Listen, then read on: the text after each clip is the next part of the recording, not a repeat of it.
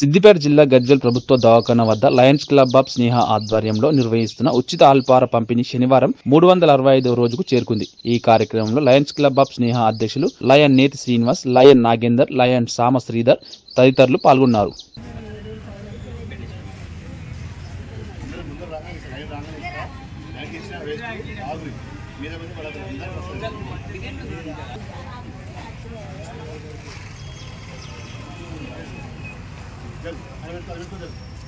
ఈరోజు మా బాబాయిలు అయినటువంటి తడక కోటేశ్వర్, తడక రామచంద్రం, తడక పాండురంగం గార్ల అమ్మ పరమపదించి 3 సంవత్సరాలు అవుతుంది.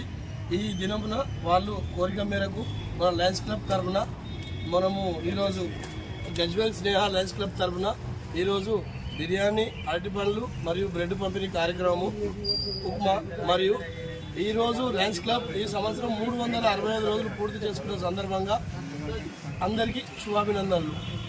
కనక వీరమణి గారి జ్ఞాపకార్థం ఈరోజు వారి కుమారులు ఈ యొక్క